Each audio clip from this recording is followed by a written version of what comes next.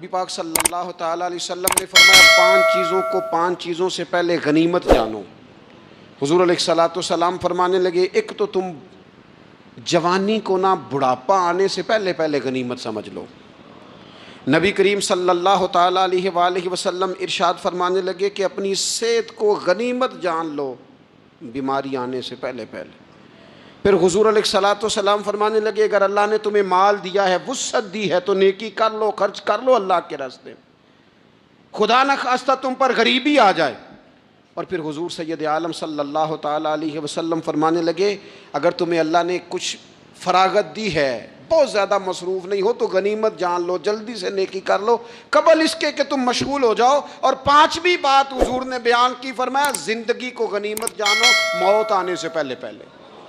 جلدی سے نیکی کر لو، نیکی کے لیے ساری زندگی منصوبہ بندی نہ کرتے رہو، نیکی کے لیے دیکھو نا، ہماری زندگی میں یہاں دنیا میں رہ کے چند منٹوں میں وہ نیکی کی جا سکتی ہے جو قیامت کے بعد صدیوں کا ہمارا فائدہ کرے گی، صدیوں کا فائدہ کرتے نہیں، پلاننگ کر رہے ہیں، منصوبہ بندی کر رہے ہیں، بس تیاری کر رہے ہیں، بس حضرت آپ دعا کر دیں، اللہ تعالیٰ دعائیں بھی قبول فرمانے والا ہے۔ لیکن جو نیکی نصیب ہوتی ہے اسے جلدی سے کر گزریں، اسے فٹافٹ کریں۔ میرے ایک سنگی ہیں، تو سڑک پہ کوئی بندہ کھڑا ہوتا ہے نا، اللہ تعالیٰ انہیں سلامت رکھے، بندہ کھڑا ہوتا ہے تو کہتے ہیں میں اس سے پوچھ لیتا ہوں، بابا جی کدھر جانا ہے، فلانی جگہ جانا ہے، تو کہتے ہیں میں موٹر سائیکل پہ بٹھا لیتا ہوں۔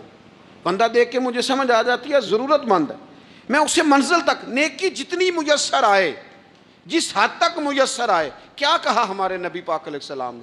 حضور نے ہم سے فرمایا، کچھ نہ ہو سکے تو بات ہی مسکرا کے کر لینا، اس پر ہی اللہ صدقے کا ثواب عطا کرے۔ فاستبقوا الخیرات، جلدی سے نیکی کر لو، اپنے نامہ اعمال میں روز نیکیاں جمع کرو، کوئی نہ کوئی خیر کا کام روز کرو اور جلدی سے کرو۔ صحیح مسلم میں حدیث ہے، نبی پاک صلی اللہ تعالیٰ علیہ وسلم فرمانے لگے، جلدی نیکی کے کام کر لو ان فتنوں سے پہلے جو اندھیری رات کے حصوں کی طرح فتنے ہوں گے۔ فرمایا اس وقت حال یہ ہوگا کہ آدمی صبح مومن ہوگا، شام کو کافر ہو جائے گا، شام کو مومن ہوگا تو صبح کافر ہو جائے گا۔ اور فرمایا لوگ دنیا کے بدلے اپنا دین تک بیچ ڈالیں گے۔ معاذ اللہ جھوٹی قسمیں نہیں کھائی جاتی، لوگ دنیا کے لیے دین بیچ ڈالیں گے۔ اس سے پہلے جب فتنے اتنے زیادہ ہو جائیں، اس سے پہلے نیکی کر لو، کوئی خیر کا کام کر لو، جلدی سے کچھ ایسا کر لو۔ حضرت عقبہ بن حارث رضی اللہ تعالیٰ عنہ فرماتے ہیں، یہ دیکھیں ہمارے نبی پاک علیہ السلام کی سیرت کیا ہے، حضور کا اسوہ کیا ہے، نبی پاک علیہ السلام ہماری تربیت کس طرح کرتے ہیں۔ حضرت عقبہ بن حارث رضی اللہ تعالیٰ عنہ کہتے ہیں، ہم نے نبی پاک علیہ السلام کے ساتھ عصر کی نماز پڑھی، یہ صحیح بخاری میں موجود ہے۔ فرماتے حضور سلام پھیرتے ہی فوراً اٹھ کے گھر تشریف لے گئے۔ یہ ہمارے لیے انوکھی بات تھی، غیر متوقع تھی، پہلے کبھی ایسا ہوا نہیں۔ سلام پھیرا نماز کا، حضور جلدی سے تشریف لے گئے۔ اب ہم حیران تھے اور حیرت انگیز طور پر حیران تھے کہ کریم اتنی جلدی تشریف لے گئے۔ تھوڑی دیر ہوئی حضور واپس آ گئے تو محبوب پاک علیہ السلام فرمانے لگے، گھر میں ایک چھوٹی سی ڈلی، ایک چھوٹا سا ٹکڑا سونے کا پڑا تھا، مال آیا تھا سارا صدقہ کر دیا، وہ تھوڑا سا پڑا تھا، اچانک مجھے یاد آیا وہ تو پڑا رہ گیا۔ تو حضور فرمانے لگے، میں نے کہا کہیں ایسا نہ ہو جائے کہ ساری رات گزر جائے اور میرے گھر میں پڑا ہی رہ جائے، میں جلدی سے جا کے اسے خیرات کر دوں۔ میں نے خیرات کیا، پھر میں واپس آ گیا ہوں۔ جلدی سے نیکی، جلدی سے نیکی کر لی جائے۔ ہم بڑا انتظار کر رہے ہیں، بڑا لمبا ہمارا پروگرام ہے، ہمارے پاس ٹائم ہی بڑا ہے، کسی نے کان میں کہہ دیا ہے تیرے پاس بڑا وقت ہے، ابھی تو بڑی عمر پڑی ہے، ابھی تو جناب اور میرے بھائی، یہ لوگوں کے کہنے کی باتیں ہیں، پھر پتہ ہی نہیں چلتا حالات کس طرح کے ہو جاتے ہیں اور کیا معاملات انسان کے ساتھ درپیش ہوتے ہیں۔ جتنی خیر میسر آئے، جتنا بھلا میسر آئے، جتنی انسان کو توفیق ملے۔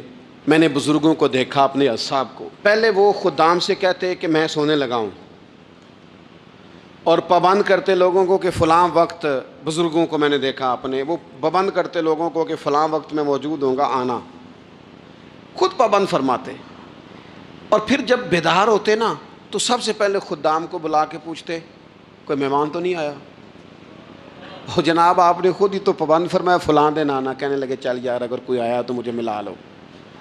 میری ملاقات کرا لو. کیوں؟ اس لیے کہ دور سے آیا ہے, مجھ سے ملنے آیا ہے, کوئی خیر کی بات سیکھنے آیا. چلو میرے نامہ اعمال میں کوئی نیکی جائے گی, کچھ نہ کچھ خیر جمع کر لی جائے, کچھ نہ کچھ ڈیوٹی کر لی جائے, کچھ کام کریں اور جلدی سے کریں. حضرت جابر ابن عبداللہ انصاری رضی اللہ تعالیٰ عنہ بیان کرتے ہیں, یہ بھی بخاری میں موجود ہے. کہتے ہیں ایک صحابی نا نبی پاک علیہ السلام کی بارگاہ میں حاضر ہوئے غزوہ احد کے موقع پر, اور حال ان کا یہ تھا کہ وہ کھجور کھا رہے تھے, اور کھجور انہوں نے منہ میں رکھی ہوئی تھی. حضور کی بارگاہ میں حاضر ہوئے اور عرض کرنے لگے, یا رسول اللہ صلی اللہ تعالیٰ علیہ وسلم, اگر میں شہید کر دیا جاؤں تو کہاں جاؤں گا؟ حضور فرمانے لگے, جنت میں. تو کہتے ہیں انہوں نے جو کھجور منہ کے اندر تھی نا, وہ انہوں نے نگلی نہیں, اندر نہیں لے گئے, اس کو باہر نکالا اور دوڑ کے آگے بڑھے اور جنگ کرنی شروع کر دی, اور لڑتے لڑتے شہید ہو گئے. کیا سبق دیا انہوں نے؟ سبق یہ دیا کہ نیکی کرنے میں اتنی دیر بھی نہیں کرنی جتنی کھجور کھانے میں دیر لگتی ہے. جلدی سے نیکی کرنی ہے, فٹافٹ نیکی کرنی, اس کے اندر ٹال مٹول نہیں کرنا. اسی وقت انہوں نے کھجور باہر نکال دی, دوڑ کے انہوں نے حضرت انس بن نضر رضی اللہ تعالیٰ عنہ, حضرت انس بن مالک رضی اللہ تعالیٰ عنہ کے چچا ہیں, میدان احد میں نا, احد پہاڑ کے قریب کھڑے تھے, لوگوں سے کہہ رہے تھے جلدی جلدی ادھر آؤ.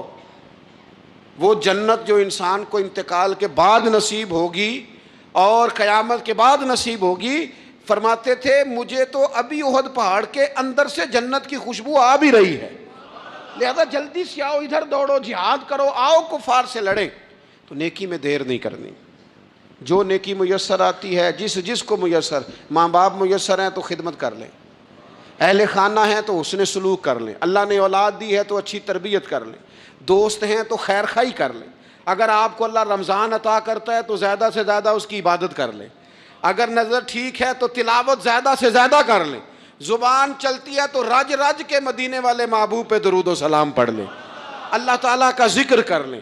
جلدی سے خیر جمع کریں, اپنے وقت کو ضائع نہ کریں. نبی کریم سید عالم صلی اللہ علیہ وسلم کی خدمت میں عرض کیا گیا کہ یا رسول اللہ صلی اللہ علیہ وسلم, کچھ لوگ کہتے ہیں ہم شادی نہیں کریں گے, گھر نہیں بسائیں گے, بچے نہیں پیدا کریں گے, ہم صرف عبادت کریں گے, دن کو روزہ رکھیں گے, رات کو نفل پڑھیں گے, کوئی نکاح نہیں کریں گے, کچھ نہیں کریں گے. تو نبی پاک صلی اللہ علیہ وسلم نے فرمایا ان سے کہو کہ تمہارے لیے بہترین زندگی وہ ہے جو میں نے تمہارے سامنے گزاری ہے.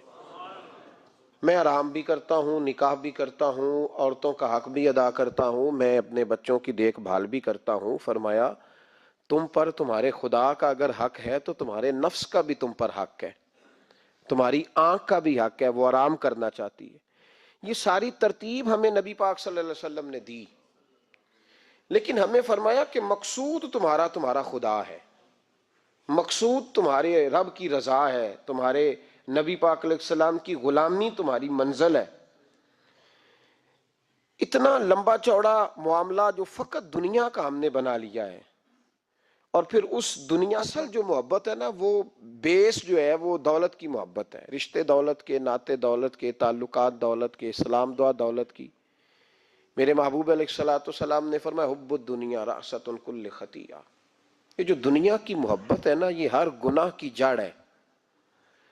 جب انسان دنیا کی دولت سے پیار کرنے لگ جاتا ہے, پھر وہ قتل بھی کرتا ہے, پھر وہ ظلم بھی کرتا ہے, پھر وہ زیادتی بھی کرتا ہے, پھر وہ حرام بھی کھاتا ہے, پھر وہ یتیم کو بھی لوٹتا ہے, پھر بیوہ کا مال کھانا بھی اسے پریشان نہیں کرتا, پھر کروڑوں روپیہ ہضم کر لیتا ہے, لکڑ پتھر ہر چیز اس کو ہضم ہونے لگتی ہے. اصل بات یہ ہے کہ اسے محبت دنیا کی دولت سے ہو گئی ہے.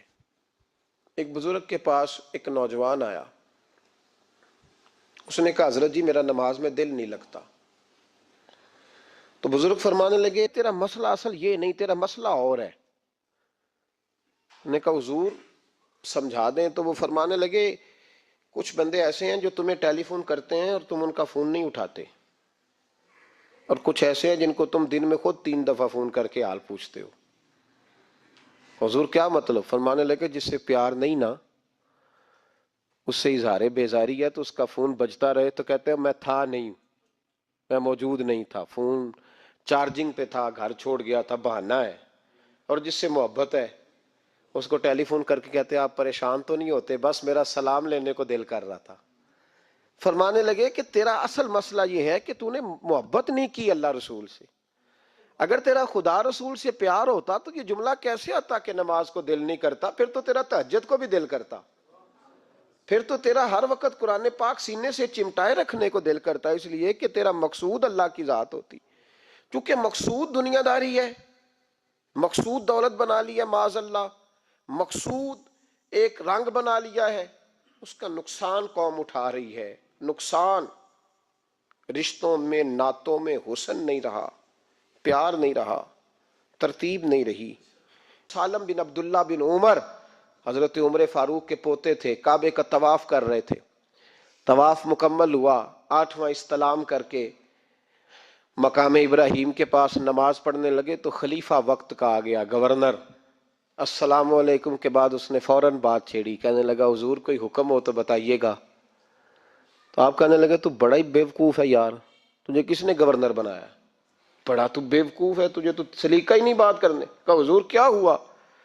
فرمانے لگے خدا کے گھر میں آ کے اور کعبے کے سامنے کھڑے ہو کے میں بندوں سے سوال کروں، یہاں آ کے بھی بندوں سے مانگوں؟ تو بڑا ہی بیوقوف ہے، سامنے اس کا گھر ہے، سامنے اس کا گھر ہے بیت اللہ اور حجر اسود اور مقام ابراہیم اور مقام ملتزم، اور یہاں بھی میں بندوں سے مانگوں؟ کہتا ہے مجھے بھی کبھی کسی نے ڈانٹا نہیں تھا، میرے بھی پیروں تک پسینہ نکل گیا، تو میں مسجد الحرام سے باہر نکل کے، یوں سمجھ لیں کہ جب لوگ باب عبدالعزیز سے یا باب فہد سے باہر آ جاتے ہیں، کہتے ہیں باہر نکل کے نا میں کھڑا ہو گیا، میں نے کہا چلو فارغ ہو کے آتے ہیں تو بات کرتا ہوں۔ حضرت فارغ ہو کے آئے تو میں نے کہا حضور اب تو بیت اللہ سامنے نہیں، اب بھی کوئی سوال کرے؟ تو فرمانے لگے اچھا ضروری ہے؟ کہا حضور ضروری ہے۔ تو فرمانے لگے چل پہلے بتا تجھ سے دین مانگوں کہ دنیا مانگوں، بول۔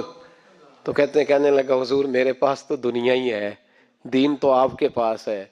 جب یہ جواب دیا تو حضرت سالم چلنے لگے، اور چلتے چلتے فرمانے لگے جا اپنا کام کر، دنیا تو میں نے اس سے کبھی نہیں مانگی جس نے دنیا بنائی ہے، میں نے اس سے نہیں کبھی مانگی، تو تو کیا حیثیت رکھتا ہے؟ میں نے تو اس سے بھی جب بھی مانگا ہے یا اس کا قرب مانگا ہے یا اس کے رسول کی غلامی مانگی ہے، تو اس سے نہیں مانگتا جس نے بنائی ہے، تو کیا دے سکتا ہے؟ تیری کیا حیثیت ہے؟ تو بھائی ان لوگوں نے قریب پھٹکنے نہیں دیا، ان کے قریب یہ چیز آئی نہیں، بے نیاز لوگ تھے، توجہ ہی نہیں تھی۔ حضرت محبوب سبحانی غوث اعظم شیخ عبد القادر جیلانی رضی اللہ تعالیٰ عنہ، آپ ایک کاروبار بھی کرتے تھے، تو آپ کا کچھ مال آ رہا تھا جہاز کے ذریعے، ایک بندے نے خبر دی کان میں حضور جہاز ڈوب گیا، فرمانے لگے الحمدللہ الحمدللہ، ڈوب گیا جناب، یہاں جہاز ڈوب جائے تو بندہ بھی ڈوب جاتا ہے۔ کہتے ہیں صاحب انتقال کر گئے، 10 لاکھ کا نقصان ہو گیا تھا، مال ڈوب گیا پورا جہاز ہی، فرمایا الحمدللہ، اور تم نے جلدی کی خبر دینے میں سبق پڑھا رہا تھا، کیوں مجھے دخل اندازی دی تم نے میرے کام میں، کیوں دخل اندازی کی؟ سب الحمدللہ۔ تھوڑی دیر کے بعد اس نے پھر کان میں کہا حضور وہ غلط خبر تھی، جہاز بچ گیا، فرمانے لگے الحمدللہ۔ پھر شاگردوں سے کہنے لگے میرا چہرہ دیکھ رہے تھے پہلی خبر کے بعد بھی، اس خبر کے بعد بھی؟ کہا حضور دیکھ رہے تھے۔ فرمایا کوئی تبدیلی تو نہیں آئی؟ کہا حضور نہیں۔ فرمانے لگے شکر الحمدللہ، رب نے میرا دل دولت سے نہیں جوڑا، اپنی ذات کے ساتھ جوڑ کے رکھا ہوا ہے۔ ایک مجلس میں میں نے ایسا رنگ بھی دیکھا، ایک ایسا شخص جسے میں ذاتی طور پہ جانتا ہوں کہ عالم بھی ہے، پرہیزگار بھی ہے، نیک بھی ہے، وہ بھی بیٹھا تھا، اور اس کے ساتھ ایک سیٹھ بھی بیٹھا تھا، لیکن جو لوگوں کا عقیدت کا رشتہ اس درویش کے ساتھ ہونا چاہیے تھا وہ سیٹھ کے ساتھ تھا۔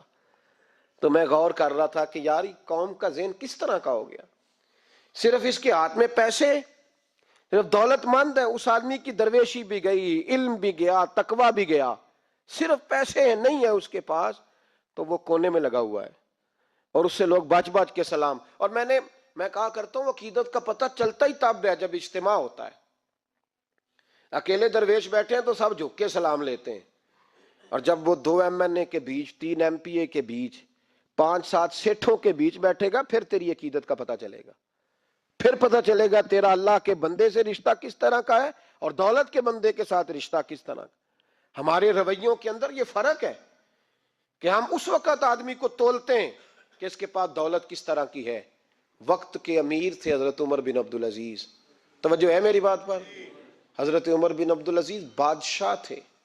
اب ہم لوگوں نے بھی بچوں کا بہانہ لگایا ہوا ہے نا، بس جی وہ میں چاہتا ہوں بچوں کا کچھ بن جائے، تو بچے بالغ ہو گئے ہیں تو کرانا رجسٹریاں ان کے نام، فارغ ہو جاؤ، آ جاؤ مسجد میں چھوڑو، لیکن پھر بھی کنجیاں دینے کو دل نہیں کرتا، پھر بھی بابا جی کی پیالیوں سے مرنے کے بعد پیسے نکلتے ہیں، پھر بھی ان کے تکیے کے بیچ سے بھی کچھ وہ نوٹ نکل آتے ہیں جو اب چلتے بھی نہیں، گزر گیا زمانہ، جو لگتے ہی نہیں، بزرگ ناراض نہ ہو جائیں، لیکن جو بات کر رہا ہوں بہرحال اس کے پیچھے کچھ پس منظر ہے، یہ بھی بہانہ ہے۔ بینک بیلنس اپنے نام، زمین جائیداد ساری اپنے نام، اور کمائی کس کے لیے کر رہا ہے؟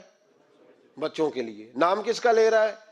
بچوں کا۔ یہ کس طرح کا بچوں؟ بہانہ نہ لگاؤ، صاف کہو کہ اپنے لیے کما رہا ہوں، صاف کہو۔ کیوں بچوں کا نام لیتے ہو جب ہر چیز کی کنجی تو رکھی ہوئی ہے باندھ کے اپنے ساتھ؟ حضرت عمر بن عبدالعزیز بادشاہ تھے، آواز دی، گھر میں بیٹھے، بیٹی پانی کا پیالہ تو لاؤ۔ بیٹی خاموش ہو گئی، ساتھ والا کمرہ بیٹی کا۔ پھر آواز دی، بیٹے سن رہی ہو؟ کہ ابا جی سن رہی ہوں، پانی کا پیالہ دینا۔ بیٹی خاموش ہو گئی۔ تیسری آواز دی تو زوجہ پانی لے کے آ گئی، نے کہا حضور پانی۔ حضرت عمر بن عبدالعزیز کو غصہ آیا، کہنے لگے بچے کس لیے ہیں، وہ خود کیوں نہیں آئی؟ اب اتنی نافرمان ہو گئی ہے کہ ایک پیالہ پانی کا باپ کو نہیں دے سکتی، کیوں نہیں آئی؟ تو زوجہ کہنے لگی چلیں درگزر کریں۔ اس نے کہا ابا کو نہیں بتانا، پی لے۔ کیوں نہیں بتانا؟ بتاؤ کیوں نہیں آئی؟ میں نے اس کو پکارا تھا، تمہیں پکارتا تو تم آتی، تمہیں بتانا پڑے گا۔ جب بات ذرا آگے بڑھی تو ماں تھی نا، بات بیٹی کی تھی، تو اماں رو پڑی، آنکھوں میں آنسو آئے۔ کہا کیوں روئی ہو؟ کہنے لگی بیٹی کا پاجامہ پھٹ گیا، دوسرا ہے نہیں، اور آپ لے کے بھی نہیں دیتے، کمرے میں بیٹھ کے تو پاجامہ سی رہی ہے، تو کہہ رہی تھی ابا کو بتانا نا، انہیں تکلیف ہوگی۔ تو وہ اس کے پاس دوسرا ہوتا تو آ جاتی، ایک ہی تھا، تو اس لیے نہیں آئی۔ حضرت عمر بن عبدالعزیز اٹھے، سر سجدے میں رکھا، کہنے لگے یا اللہ تیرا شکر ہے، تو نے میرے بچوں کو بقدر ضرورت روزی عطا فرمائی ہے، یا اللہ تیرا شکر ہے۔ جو آدمی کسی غیر معمولی حیثیت کا مالک ہو جاتا ہے نا، اس کا اٹھنا بیٹھنا عام لوگوں جیسا نہیں رہتا، اس کا کچھ نہ کچھ پروٹوکول ہو جاتا ہے، کچھ نہ کچھ اس کی آؤ بھگت ہو جاتی ہے۔ دو چار لوگ اس کے لیے کھڑے ہونے لگ جائیں تو اس کے ذہن میں بھی بات آتی ہے کہ میں کچھ چیز ہوں، اللہ معاف فرمائے۔ لیکن بالکل ایک سادہ زندگی، عام لوگوں کے لیے دستور عمل، یہ تین باتیں بڑی متاثر کن ہیں۔ آپ دیکھیے، سب سے پہلے تو ایک بات سمجھیں، اللہ تعالیٰ نے قرآن مجید میں فرمایا کہ ان الذین آمنوا وعملوا الصالحات سیجعل لهم الرحمن ودا، فرمایا بے شک وہ لوگ جو ایمان لائے اور جنہوں نے نیک اعمال کیے، رحمان لوگوں کے دلوں میں ان کی محبت پیدا فرما دے گا۔ حضرت عبداللہ ابن عباس رضی اللہ تعالیٰ عنہ فرمایا کرتے تھے اس آیت کا پہلا مصداق حضرت علی شیر خدا ہیں۔ کیوں؟ اس لیے کہ حضرت علی شیر خدا فرماتے ہیں، بخاری مسلم میں فرماتے ہیں مجھے قسم ہے اس ذات کی جس نے زمین چیر کے دانہ پیدا کیا ہے، مجھ سے رحمت عالم صلی اللہ علیہ وسلم نے وعدہ فرمایا کہ علی یاد رکھنا تم سے صرف مومن ہی پیار کرے گا، اور جس سینے میں تمہارا بغض ہوگا وہ سینہ مومن کا نہیں منافق کا ہوگا۔ تم سے مومن پیار کریں گے، مومنوں کے دلوں میں کشش ہوگی تمہارے لیے، ان کے سینے کشادہ ہوں گے تمہارے حق میں۔ حضرت مولا علی شیر خدا کی محبت، ان کا نام آئے تو دل ٹھنڈا ہو جائے، آنکھوں میں روشنی آئے، چہرہ روشن ہو جائے، تو معنی یہ ہے کہ ایمان مضبوط ہے دل میں۔ اور اگر بندہ کمزور ہونے لگ جائے، اگر اس کی کیفیات کوئی اور رنگ پیش کریں، تو معنی یہ ہے کہ ایمان سینے میں مضبوط نہیں ہے۔ حضرت علی شیر خدا سے حضور کا جو قربت کا تعلق دیکھیں، کچھ لوگ ایسے ہوتے ہیں کہ جن سے قربت ہوتی ہے، آپ نے کبھی دیکھا ہے ہر بندے سے مل کے بندہ رو نہیں سکتا، ہر بندے کو دیکھ کے رونا آتا نہیں، لیکن کچھ لوگوں سے روح ملتی ہے نا کسی کی، تو ویسے کبھی وہ بندے مل جائیں نا، دل کرتا ہے تینوں سامنے بٹھا لاں، تیرے درد پرانے چھیڑاں۔ کچھ لوگ ایسے ہوتے ہیں جن کے ساتھ حضور تشریف فرما ہیں، حضرت علی شیر خدا کہیں گئے ہوئے ہیں، تو محبوب کیا فرماتے ہیں؟ فرماتے ہیں اللہ اس وقت تک میرے پاس حضرت اسرائیل کو نہ بھیجنا جب تک میں علی سے ملاقات نہ کر لوں۔ دعائیں ہو رہی ہیں کہ میری جب تک ملاقات نہ ہو جائے، میرا جانے کا وقت نہ آئے۔ مشکات میں حدیث موجود ہے۔ تو سرور کائنات علیہ السلام کا جو ان کے ساتھ قربت ہے، حضور کا جو ان سے پیار ہے، حضور نے ہر مہاجر کو ایک انصاری کا بھائی بنایا۔ انصار کے اندر حضور نے بھائی چارہ قائم فرمایا، اور یہ تاریخ کا وہ والا بھائی چارہ ہے جس کی نہ اس سے پہلے کوئی مثال ہے، نہ قیامت تک دوبارہ کوئی مثال دی جا سکتی ہے۔ بھائی جب سگے بھائی جب شادی شدہ ہو جاتے ہیں نا، تو ان کی اپنی اپنی جیبیں ہو جاتی ہیں، اپنی اپنی گفتگو ہو جاتی ہے۔ 6 ماہ کے بچے کے بارے میں بھی وہ کہنے لگ جاتے ہیں میں نے بچوں کا بھی تو کچھ بنانا ہے نا۔ انہیں بالکل اب وہ چیزیں نظر آنی بند ہو جاتی ہیں جس میں والدین اور بہن بھائی شامل ہوتے ہیں۔ وہ کہتے ہیں میرے بھی تو بچے ہیں۔ لیکن یہ بھائی چارہ مہاجرین اور انصار کا اتنا زبردست اور معنی خیز ہے، حضور نے بھائی چارہ قائم فرمایا۔ سگے بھائیوں کو وراثت دینا مشکل ہوتا ہے۔ بڑا کہہ رہا ہوتا ہے کمائی تو میں نے کی تھی، چھوٹا کہہ رہا ہوتا ہے کہ باہر تو پہلے میں گیا تھا، جھگڑے۔ لیکن یہ تاریخ اسلامی کا وہ بھائی چارہ ہے کہ جن میں برادری، قبیلہ، رنگ، نسل، علاقہ ایک نہیں، پر ہزاروں قومیں وجود میں آئیں۔ دہر میں خشک و تر کے رشتے سے ہم نے بنیاد دوستی رکھی، یاد خیر البشر کے رشتے سے۔ اور اقبال نے جن انداز میں اس مضمون کو بیان کیا ہے وہ انداز ہی نرالا ہے۔ اقبال فرماتے ہیں خاص ہے ترکیب میں قوم رسول ہاشمی، بننے میں کوئی خاص، ان کی ترکیب بھی کوئی خاص ہے۔ حضور نے بھائی بھائی بنا دیا۔ اب بھائی جن کو دینی اسلامی مذہبی بھائی بنایا ہے، وہ دوسرے بھائی کے بارے میں کیا ذہن رکھتا ہے؟ وہ کہتا ہے کہ میرے بھائی میرا کاروبار بھی آدھا تیرا، جائیداد بھی آدھی تیری، چونکہ تو میرا بھائی ہے تو تو رسی لے کے پیمائش کر لے، میں اپنا گھر بھی بانٹ کے آدھا تجھے دینا چاہتا ہوں۔ جب اس قدر زیادہ لوگوں کی نظریاتی پختگی ہوئی اور لوگ اس قدر زیادہ مزاج رکھنے لگے، تو پھر ایک خاص قربت کا ماحول وہاں نظر آیا۔ پھر وہ جو مہاجر بن کے آئے تھے اور بہت زیادہ جن لوگوں نے جہاد کیا تھا، جد و جہد کی تھی، گھر بار چھوڑے تھے، پھر ان لوگوں کو زیادہ دشواری نہیں ہوئی، زیادہ آزمائش نہیں ہوئی دل لگانے میں اور مدینے میں رہنے میں۔ بڑی آسانی سے وہ لوگ وہاں رہنے لگے، اور بڑی جلدی ان کا مدینے سے اور اہل مدینہ سے پیار بڑھ گیا۔ تو میرے عزیز بھائیوں، حضور نے ہر انصاری اور مہاجر کو ایک دوسرے کا بھائی بنا دیا، سب کو بنا دیا۔ حضرت علی رہ گئے۔ اب یہ تو دونوں مہاجر ہیں، حضور بھی مکہ شریف سے آئے ہیں، حضرت علی بھی، بظاہر تو دونوں مہاجر ہیں، اگرچہ ساری زمین کے مالک رسول پاک ہیں۔ سب کو بھائی بھائی بنا دیا، تو اب ہر بندے کو بھائی مل رہا ہے، اور بھائی بڑے پیارے ہوتے ہیں۔ میں کئی دفعہ کہتا ہوں کہ بھائی بڑے پیارے ہوتے ہیں، کچھ قدورتیں دنیاوی طور پر معاذ اللہ دلوں میں آ جاتی ہیں، لیکن بھائی کا درد جو بھائی محسوس کر سکتا ہے وہ بھی دوسرے کو محسوس نہیں ہوتا۔ تو حضرت علی جب کسی کے بھائی نہیں بنائے گئے تو رو ہی پڑے۔ اتنے دلیر بندے تھے، پر بھائی کی ضرورت بندہ اتنی محسوس کرتا ہے، اس کو بھائی سے لگاؤ اتنا زیادہ ہوتا ہے کہ مولا علی رو پڑے، مشکات میں موجود، روئے۔ حضور نے فرمایا کیوں روتے ہو؟ عرض کی حضور آپ نے سب کو ایک دوسرے کا بھائی بنایا ہے، میں رہ ہی گیا ہوں، مجھے کسی کا بھائی نہیں بنایا۔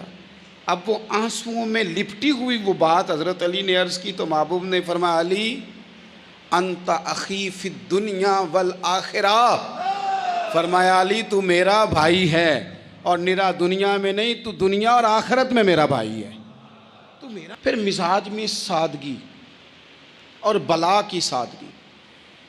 جوانوں، سادہ زندگی آسان ہوتی ہے۔ یہ جو زیب و زینت والی زندگی ہے یہ مشکل بڑی ہے۔ آپ یقین کریں جن لوگوں نے کپڑے پہننے ہیں نا پردے کے لیے، وہ بڑے سوکھے ہیں، جو بھی مل گیا پہن لیا، اور جنہوں نے دکھانے کے لیے پہننے ہیں وہ بڑی مصیبت ہے کہ یار میں نے اتنا مہنگا جوڑا پہنا ہے، کسی نے تعریف ہی نہیں کی۔ کوئی تعریف کر دے تو پھر کہتے ہیں دیکھا نا آنکھیں چندھیا گئی نا دیکھ کے، اور نہ کرے تو کہتے ہیں جال ہی گیا ہے پورا، ایک جملہ نہیں بول سکا۔ چونکہ مزاج ہے نا، یہاں جو آدمی کھیت سے اٹھ کے آیا نا چارہ کاٹتا، تو اس کو جہاں بھی موقع ملے گا اس نے بیٹھ جانا ہے، جمعہ پڑھنا نکل جانا ہے۔ اور جس بچے نے 4-5 ہزار بالوں والوں کو دیا ہے نا سیدھے کر دے ذرا میرے، وہ بڑا پریشان ہے کہ میں نے اتنی محنت کی ہے کسی بندے نے دیکھا بھی نہیں۔ سادہ زندگی آسان ہوتی ہے، بندہ سوکھا رہتا ہے، اور جو تکلفات والی زندگی ہے، لوگ تعریف کریں، لوگوں سے کچھ، وہ مشکل ہے۔ حضرت مولا علی اتنی حکمت، اتنی دلیری، اتنے بڑے آدمی، لیکن ایک دن نبی پاک صلی اللہ تعالیٰ علیہ وسلم کو پتہ چلا کہ حضرت فاطمہ زہرا میں اور جناب علی میں کسی بات میں رائے کا اختلاف ہوا ہے، تو حضرت علی ناراض ہو کے چلے گئے، حضور ڈھونڈنے نکلے، یہ بخاری میں موجود ہے۔ سرکار ڈھونڈنے نکلے تو دیکھا کہ حضرت علی مسجد نبوی کے ساتھ ننگی زمین پر ایک چادر بچھائی تھی، تو وہ جب سوئے حضرت علی تو آپ نے کروٹیں بدلی تو چادر بھی تھوڑی سی رک گئی، تو سارے کپڑوں کو مٹی لگی ہوئی ہے اور آرام سے حضرت مولا علی شیر خدا آرام کر رہے ہیں۔ میں جوانوں آپ سے کہتا ہوں، یہ زندگی سوکھی ہوتی ہے۔ میں نے کھیت کی وٹ پہ، بننے پہ، کھیت کے کنارے پہ کسان سوتے ہوئے دیکھے ہیں، اور میں نے 1.5 کروڑ کی گاڑی میں نفسیات کے ڈاکٹر کے پاس بیٹھا وہ شخص دیکھا ہے جو کہتا ہے پتہ نہیں کیا بات ہے، نیند کیوں نہیں آتی۔ وہ زندگی آسان ہے، اس میں تھکاوٹ ہوئی ہے، بندہ سو گیا، جہاں جگہ ملی سو گیا، اور کچھ تڑپ رہا ہے کیونکہ وہ عادی ہو گیا ہے، یہ 2 منٹ کے لیے بند ہو گیا ایسی، تو وہ گیا۔ حضرت علی وہاں آرام سے، سارے کپڑوں کو مٹی لگی ہے۔ میں مولا کائنات کی بات کر رہا ہوں، میں شیر خدا کی بات کر رہا ہوں، میں اسد اللہ کی بات، امام المشارق والمغارب کی بات کر رہا ہوں۔ حضرت مولا علی اور زمین پہ، سنگیو زمین پہ آرام سے سو رہے ہیں۔ میرے محبوب گئے اور جا کے فرمایا یا ابو تراب، او مٹی والے اٹھ جا، کپڑوں کو مٹی لگی تھی نا، مٹی والے اٹھ جا، لفظ کیا، یا ابا تراب، او مٹی والے۔ حضرت علی کو ساری حیات ظاہرہ جس نے بھی ابو تراب کہا، جناب علی بڑے ہی راضی ہوئے، خوش ہوتے تھے، فرماتے تھے یہ مجھے کہو، یہ میرے نبی نے مجھے کہا ہے، اور مٹی والے اٹھ جا۔ آپ کی زندگی کی جو سادگی ہے، میں آپ سے عرض کروں، ہمارے تکلفات ہمارے اپنوں کو بڑا پریشان کرتے ہیں۔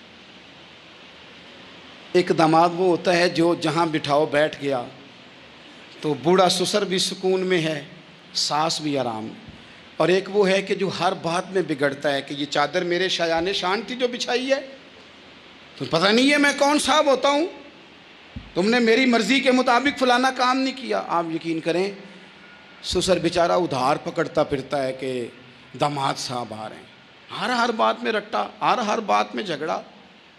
میرے پاس سنگی دور دراز سے آتے ہیں تو میں دیکھتا ہوں کہ اپنا لہجہ ہے، تو کچھ لوگ اتنے میٹھے، اتنے پیار والے آتے ہیں کہ یوں محسوس ہوتا ہے کہ جیسے ان کے لیے آپ کو کوئی تکلف کرنے کی ضرورت نہیں، اور کچھ ایسے ہیں کہ آپ کو سراہنے کھڑے ہونا پڑتا ہے کہ جناب کی چائے جلدی لے آئیں۔ مزاج نازنی پہ بعض چیزیں گراں گزرتی ہیں، تو بھائی جب آپ سادہ اور آسان ہو جاتے ہیں تو آپ دوسروں کے لیے بھی دشواری کم پیدا کرتے ہیں۔ حضرت علی شیر خدا کہتے ہیں بھوک لگ گئی تھی، بھوک بڑی لگ گئی، اور حالات غربت کے تھے، آزمائش تھی، تو فرماتے ہیں کہ میں نے سوچا مزدوری نہ کر لیں۔ ہم کیا کرتے ہیں، جو زیادہ غریب ہے وہ مانگ لیتا ہے، جو درمیانے طبقہ ہے کا وہ ادھار لے لیتا ہے۔ حضرت مولا علی نے کیا فرمایا مزدوری نہ کر لیں، چونکہ حالات کچھ اور تھے۔ تو حضرت مولا کائنات شیر خدا کرم اللہ تعالیٰ وجہ الکریم فرماتے ہیں، یہ سادگی دیکھیں۔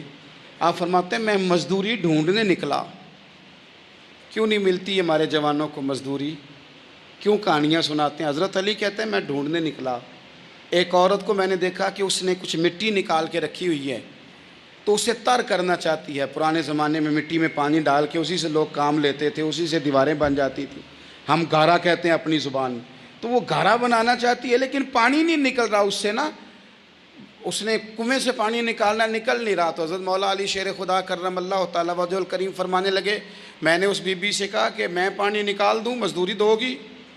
اس نے کہا میں بھی مزدوری تلاش کر رہی تھی، ایک پانی کا ڈول آپ نکالیں گے اور مٹی پہ ڈالیں گے تو ایک کھجور دوں گی۔ حضرت علی فرماتے ہیں گرمی بڑی سخت تھی، میں نے 16 ڈول پانی کے نکالے، 16 برتن بھر کے پانی نکالا اور اس مٹی پہ ڈالا، پھر میں ہاتھ دھو کے آیا اور اس خاتون کے پاس بیٹھا تو اس نے مجھے، او مزدورو، کمزور پڑتے ہو، پیچھے ہو کے بیٹھتے ہو، خیال بناتے ہو کہ ہم کوئی کمزور لوگ ہیں، یہ دیکھو میں کن کی بات کر رہا ہوں، جن کا پیار ایمان ہے، جن کی محبت ایمان ہے، حضرت مولا علی شیر خدا تمہیں سبق دے رہے ہیں کہ حکمت، دانائی، بہادری اور پھر سادگی. مجھ سے کئی دفعہ لوگ پوچھتے ہیں آپ کے والد صاحب، تو میں نے کبھی جھجک کے نہیں بتایا، نہیں میرے ابا پروفیسر نہیں تھے، میرے ابا پیر نہیں تھے، میرے والد صاحب جو تھے وہ عالم نہیں تھے، لیکن مجھے فخر ہے جب ان کا انتقال ہوا اور میں انہیں غسل دے رہا تھا تو اس وقت بھی ان کے ہاتھوں پہ چھالے تھے، اس لیے کہ وہ مزدور تھے، وہ محنت کرتے تھے. انہوں نے جیبیں کاٹ کے روٹی نہیں کھائی، انہوں نے ہمیں جو کما کے کھلایا ہے وہ محنت اور مزدوری کا ہے. میں ناز سے کہا کرتا ہوں الحمدللہ میں کسان کا بیٹا ہوں، میں اس کا بیٹا ہوں جو دھرتی کا سینہ چیر کے اناج اگاتے تھے. اور میں نے دیکھا ہے کہ جب بڑولے میں میری اماں گندم بھرنے لگتی تو میرے والد صاحب فرماتے تیاں تیانیاں دا حصہ بھی کٹ لئی، غریباں دا بھی کٹ لئی، فلاں دا بھی، تے فلاں آدمی دی گندم عید کی تھوڑی ہوئی ہے، کو 2 بوریاں ادھر بھی بھیجنی ہے. تو وہ جو غریبی کی سخاوت تھی اور وہ جو سادگی کی سخاوت تھی، اس کے اندر جو رانائی تھی اور اس کے اندر جو جذبہ اور شوق تھا، مزدور کا بیٹا پیچھے پیچھے جاتا ہے اور وہ گھبرا کے زندگی گزارتا ہے. تمہیں تو سار اٹھا کے جینا چاہیے. اس لیے کہ حضرت مولا علی شیر خدا کہتے ہیں میں مزدوری کر کے کھجوریں کما کے لایا، اور لا کے نہ تو میں نے اکیلے نہیں کھائیں وہ، کیونکہ قحط کا دور تھا، حالات اور تھے. فرماتے ہیں لا کے حضور کو پیش کی. میں نے کہا حضور یہ کھجوریں ہیں. تو کریم نے پوچھا کہاں سے آئی ہیں؟ میں نے عرض کی حضور بھوک بڑی لگ رہی تھی تو مزدوری کے لیے نکلا، تو ایک عورت نے اپنے مٹی کو پانی لگانا تھا تو میں نے محنت کر کے یہ 16 کھجوریں کھائی ہیں. تو کہتے ہیں حضور زمین پہ بیٹھے تھے، مجھے بھی ساتھ بٹھا لیا، کھجوریں ہم نے وہاں رکھ لی، بڑے شوق سے میٹھی میٹھی باتیں بھی ہونے لگیں. یہ تو جو لوگ روز کھاتے ہیں نا گوشت، وہ تو نخرے کرتے ہیں، کہتے ہیں وہ جناب یہ ذرا یہ چیز مجھے ہضم نہیں ہوتی، کولیسٹرول ہے فلان، پیچھے لے جاؤ پیچھے. لیکن کبھی آپ دوپہر کو مزدور کو روٹی کھاتے دیکھیں، وہ جس طرح ہاتھ دھوتا ہے اور پونے کو اچار لگ جاتا ہے سارا جو وہ باندھ کے لایا ہوتا ہے، اور لیکن جب وہ کھا کے کھانا اچار کے ساتھ آسمان کی طرف دیکھتا ہے، لفظوں میں نہیں، چونکہ لفظ تاثیر سے بنتے ہیں تلفظ سے نہیں، اہل دل آج بھی ہیں اہل زبان سے آگے. وہ جو لہجے سے رب کا شکر ادا کرتا ہے تو اس کی آنکھوں کی روشنی بتاتی ہے کہ جو اس نے کھایا ہے اس نے رب کا شکر بھی صحیح کر کے ادا کیا ہے. ہمارے چینل کو لائک کریں، سبسکرائب کریں اور کمنٹ سیکشن میں ہمیں بتائیں کہ آپ کس طرح کی ویڈیوز دیکھنا پسند کرتے ہیں.